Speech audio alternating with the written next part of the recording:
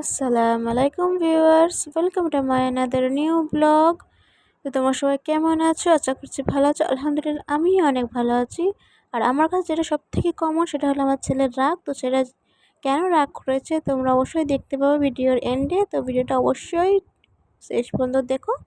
তো আজকে আমি গিয়েছিলাম, আমার দিদির মেয়ের জন্মদিন ছিল, সেই উপলক্ষে একটা রেস্টুরেন্টে ছোট্ট করে একটা পার্টি ছিল, সেখানেই গিয়েছিলাম। পার্টি বলতে ওরা ফ্যামিলি মেম্বারই শুধু ছিলাম, আদার্স কেউই ছিল না। তো আমরা চৌধুরী কিচেনে গিয়েছিলাম। আগে কোনোদিন ভিজিট করিনি ওখানে, তাই ভাবলাম ওখানে আবার ভিজিট করে দেখি ওখানে রান্নাবান্না কেমন না কেমন সেটা জানার জন্য আবার ওই জন্য ওখানে ভিজিট করলাম আমরা। ভিজিট করে অ্যামিউজটা ভালোই ছিল। আর এই দেখো আমরা কে গিয়েছিলাম, তোমাদেরকে আমি দেখিয়েই দিচ্ছি। তো তোমরা কে এখানে আগেও ভিজিট করেছো তারা অবশ্যই আমার কমেন্ট বক্সে জানিও, আর আমাকে দেখতে কেমন লাগছে সেটা অবশ্যই আমার কমেন্ট বক্সে বলো। তো সব মেনু দেখে নিয়ে অর্ডারটা দিয়ে দিলাম।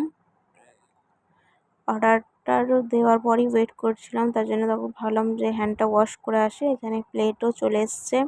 তো দিদিকে বলছিলাম আগে কেকটা কাট করে নে। তো কেকটা কাট করতে এই যে নাটক করছে আমাদের মহারানী। তো ও কেকটা কাট করা হয়ে গেছে, আর আমি শ্যুটটা নিতে পারিনি আমার ছেলের জন্য। ও ফোন নেবে বলে মারপিট করছিল আমার সাথে। তো রান্নাবান্না ভালোই ছিল, খুব খারাপও না খুব ভালো, বাট ভালোই ছিল।